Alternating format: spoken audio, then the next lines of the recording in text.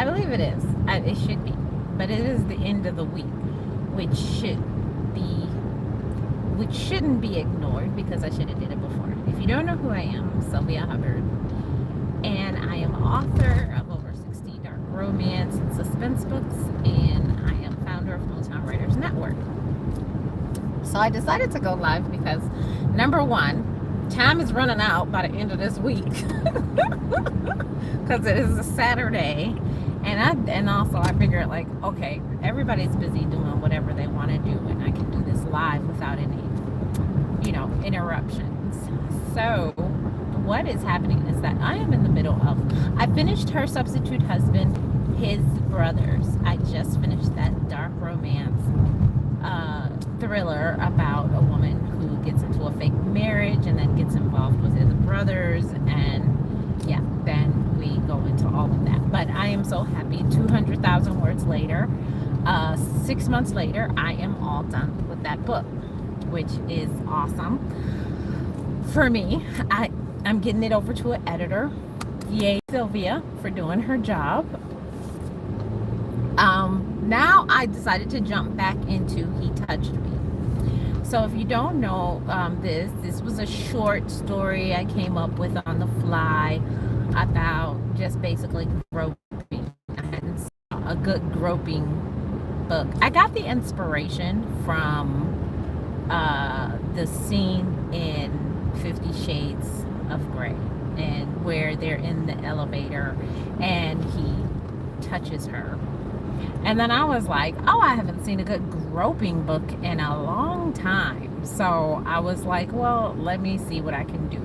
And of course, he's got his problems and she's got her issues. Her issues are more outer than inner because she's already fought her demons already. So at this point, she's just maintaining, but actually her outer issues kind of hid away the inner issues that she was going through. So but he's alcoholic, and he is fighting his own demons by becoming an alcoholic. So he's avoiding his issues, but at least she tried, to get them under control. Well, I wrote 15 chapters of this book prior to abandoning it in 2016. And in 2016, I don't remember what I was going through. I mean, I knew my daughter was graduating. It was a lot of stuff. And I was heavily involved in dating my husband, but personally, I don't know why I dropped the ball on this book. I think it's because I wasn't in my morally gray area, and now I have jumped into it. So right now, I am at chapter 15, and you can actually read this for free on my website. It's called He Touched Me. And just look it up. It's on my website. And I have literally, I don't know, I put a mystery somehow inside of this story where, yes, I know that her mother and her ex-boyfriend are trying to either commit her because of her past demons, and they're trying to commit her so they can take her money that her father left her. But he has this mystery brother that nobody wants to talk about. He doesn't even want to talk about his brother. Like, his brother got him into so much trouble that he just turned his back on his family. His family was already, him and his brother were adopted by this family, and they were already horrible people anyway. Now I can't figure out, oh, you can't even see me. Hold on, that probably helps. I can't figure out who this brother is, why nobody wants to talk about him, and what is the big secret. It's some kind of secret that I have no idea. It's like a mystery. And I'm on chapter 15, and I stopped writing at chapter 16. So I'm sitting up here like, what was that? Where was I going with this? I can't find any of my notes that I had on this story.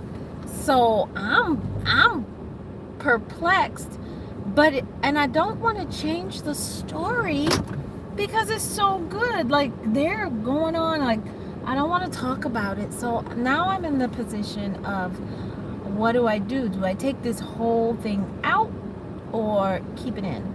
And that's where I'm kind of in a tizzy about, because it's a good story, but I don't want to mess up the mystery. I might have to just take it out and then just go with a straight demon story, get their demons out, and then, hey, we should be together and live happily ever after. But this mystery, brother, because I didn't think it was going to be like a polyandry story. I thought it was going to be just a monogamous story. But now I don't understand who this FT is, and that's what everybody calls the FT, literally. They call him by FT, the two letters. But nobody wants to talk about it.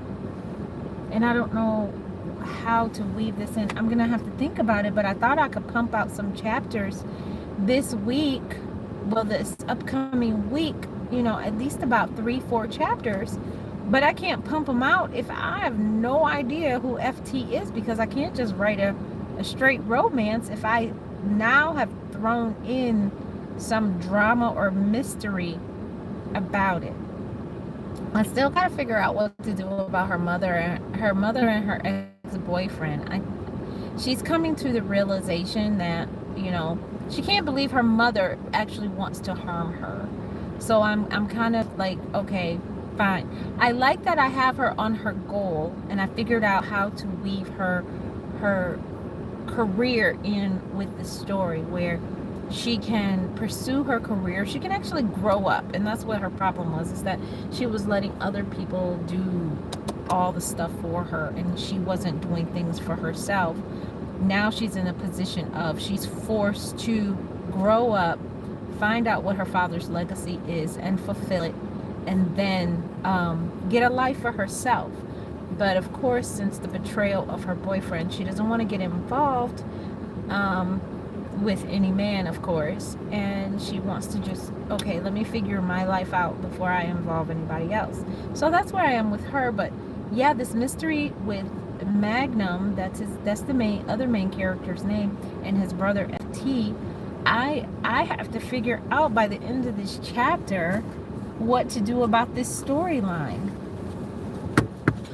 Now, I think it connects to, because I was in chapter 15, and in chapter 15, she had a strange, she remembered Magnum's voice, but in the dream, he was saying different stuff to her. And from a long time ago, before she fought her initial demons, she was into a lot of drugs, heavy drugs, and then she got caught up with being promiscuous, and then her father kind of straightened her out before his death.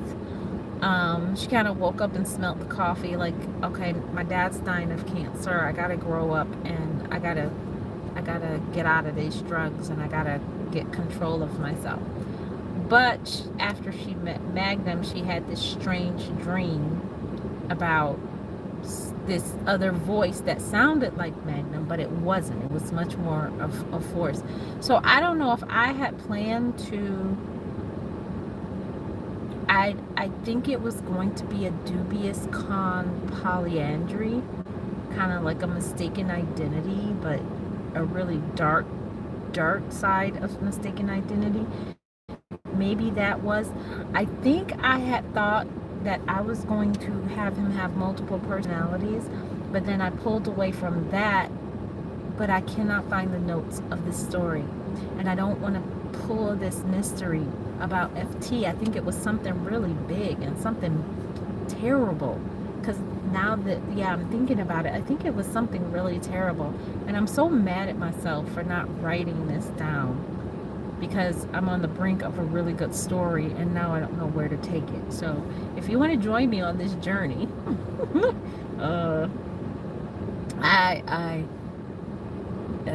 it's up to you.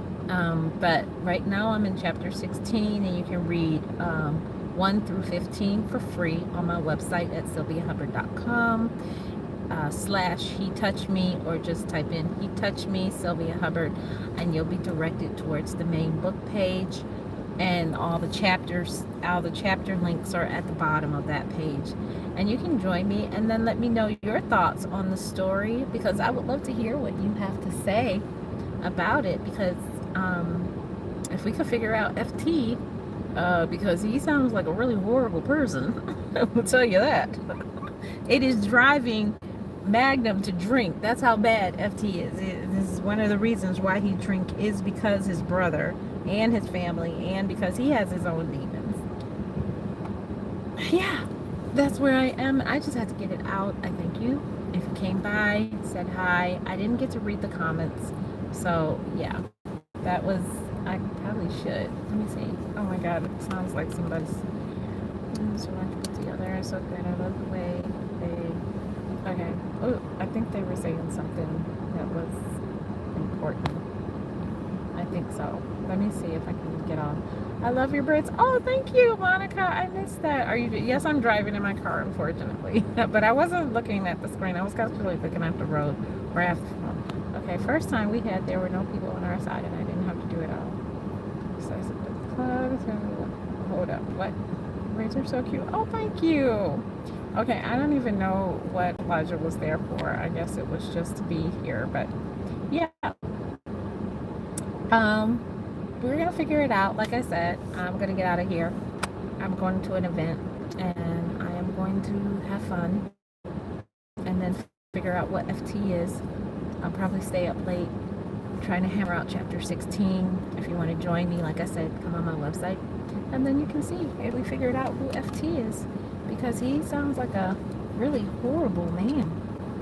And man, I was in a dark place.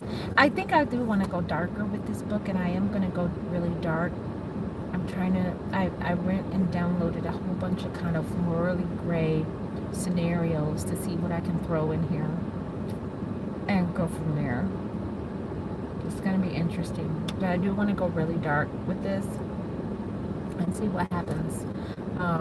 It's kind of a free-for-all, because at this point nobody's really, like, the bars are off, and I'm kind of like a wild animal on the street, because I have so much in my catalog as an author that I can say, hey, I can go down this dark alley and see what's down there. So we're gonna go down this dark alley and see how I can push this.